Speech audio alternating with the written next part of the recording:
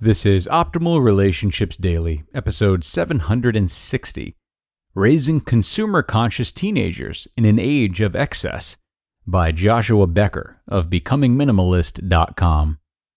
Hello, everybody. Greg Audino here. Happy to be back with you for our final post of the week, and with another post coming to you from our pal Joshua Becker. Here at ORD, we think a big part of improvement in relationships, and all aspects of life really, hinges on getting rid of that which doesn't serve purpose. And there is no one better to help us do such a thing than Joshua Becker. So, what do you say we kick this one off early and start optimizing your life? Raising Consumer-Conscious Teenagers in an Age of Excess, by Joshua Becker of BecomingMinimalist.com. Quote, "We always pay dearly for chasing after what is cheap," end quote, by Alexander I. Solzhenitsyn. 6 years ago, we sold, donated, and discarded most of our material possessions. It was a decision based on discontent with our current lives. We were tired of living paycheck to paycheck, never able to get ahead, and we were growing weary of all the time, energy, and effort our material possessions were draining from us. We realized we had too few resources left over for the things most important to us. Not only were our possessions not adding joy to our lives, they were distracting us from the very things that did. Since embarking on this life-giving journey, we have found this lifestyle resonates with most people who are introduced to it. Most of us know we own too much stuff. We've seen the pursuit of minimalism transform the lives of young couples, parents, and older generations. But one of our greatest desires is to also inspire teenagers to become conscious consumers and build a better life by owning less. There are, of course, significant challenges in reaching teenagers with the message of owning less. Our world grows increasingly materialistic. Teenagers value acceptance and conformity with their peers. Advertisers routinely and intentionally target the young adult demographic. Teenagers are beginning to explore their own decision-making, and as a result, they are often less likely to value input from others, particularly parents. The challenges are formidable, but we also recognize the benefits of reaching students with the message of conscious consumerism. Many of their significant decisions are still ahead of them. The message of simplicity helps equip them to make wise ones. They are not in debt yet. As a result, they are not held captive under the weight of creditors, especially housing, cars, and student loans. Their spending habits are not yet formed. They are definitely being shaped, but are not fully determined. We must recognize the challenges before us, but as parents ourselves, we also understand the importance of sparing our teenagers from decades of financial burden and empty promises of fulfillment. We recognize an important opportunity to inspire teenagers to pursue lives of greater value. As parents, mentors, and community members, consider embracing these 10 important tips for raising consumer-conscious teenagers in an age of excess. Number 1. Model simplicity. The cliché rings true. Life lessons are better caught than taught. The first and most important step in raising minimalist teenagers is to model for them the joys and benefits of intentionally living with less. 2. Encourage idealism. Many teenagers embrace idealism and desire to find a cause that can change the world, but far too often, teenage idealism is misunderstood and/or discouraged. It ought to be encouraged. Allow children of all ages to dream bigger dreams than cozy homes, cool cars, and white picket fences. 3. Volunteer as a family. Be active offering your time in the community through a local food bank, soup kitchen, or community organization that serves the underprivileged in your area. 4. Watch less television. It's not as hard as you think and has immediate positive results for you and your child. 5. Make teenagers pay for expensive items themselves. Every parent ought to provide food, clothing, shelter, and basic necessities, and every parent should give good gifts to their kids.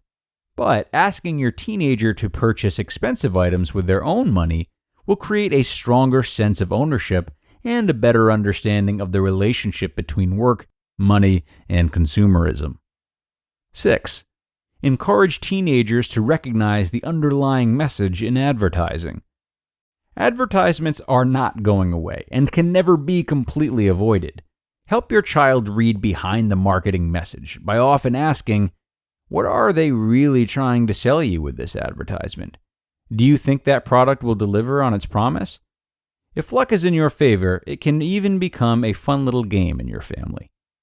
7. Find an ally. By the time your children have reached the teenage years, your role as a parent has changed significantly. In most families, teenagers are beginning to express independence in their relationship with their parents. But that doesn't mean they'll never listen. Find an accompanying voice in your community that subscribes to your values and provide opportunities for him or her to speak into your teenager's life. 8. Discourage entitlement in your family.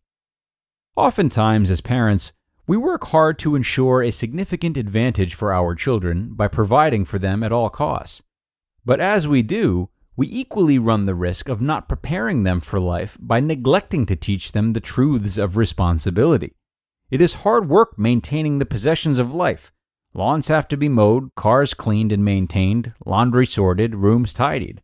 Expose teenagers to this truth as early and as often as possible. 9. Travel to less developed countries. This world is big, and the cultures are varied.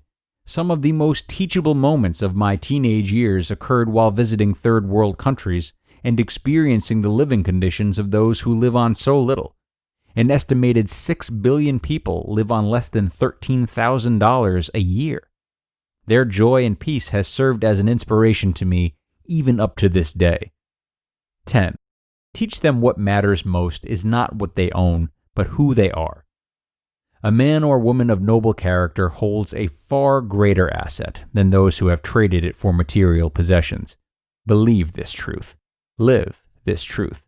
And remind the teenagers in your life of it as often as possible. We have chased happiness, joy, and fulfillment in the pursuit of riches and possessions for far too long. It's time we intentionally raise a generation that values greater things. You just listened to the post titled, Raising Consumer-Conscious Teenagers in an Age of Excess by Joshua Becker of BecomingMinimalist.com. Guys, here at Optimal Relationships Daily, we get it. We understand that navigating sensitive issues such as money and health can be extremely stressful, and such stress and anxiety can easily create family conflicts and affect your relationships. So before that happens, just know that BetterHelp is here to help you cope with your emotions. BetterHelp assesses your needs and matches you with your personal licensed professional therapist, providing a safe and private online environment for you at your own convenience. They have professional counselors specializing in depression, family conflicts, grief, and more to help you. In fact, so many people have been using BetterHelp that they are recruiting additional counselors in all 50 states. BetterHelp is not self-help. It is professional counseling where everything you share is confidential. Guys, I want you to start living a happier life today. As a listener, you will get 10% off your first month by visiting betterhelp.com/ORD. Join over 1 million people taking charge of their mental health. Again, that's BetterHelp, HELP.com/ORD. More wisdom from Joshua Becker today, to no one's surprise. It does get more challenging to try to instill lessons in teenagers. But I think as far as minimalism goes, Joshua has laid out some great ideas for how to set an example in that way. The other half of that, of course, would be maintaining the trust of your teenager by respecting their choices and being a good communicative parent. It should go without saying that any teenager is most likely to pick up habits from a parent that they are particularly close with and feel particularly heard by. So, when it comes to lessons of minimalism or anything else for that matter, know that the undercurrent of any of them is a relationship in which they have reason to want to follow in your footsteps. The further away that is, the more kids are likely to not only not repeat your behavior, but purposefully do the opposite, minimalism or not. Teens are tough, and it was nice spending some time talking about them in particular today because we don't hit them too much. But we are done for this one, and sadly, we are done for the week. I appreciate you sticking with me this week, guys. Go take yourselves a Greg break for a weekend, and I will see you again on Monday with more wonderful relationship-oriented content and where your optimal life awaits.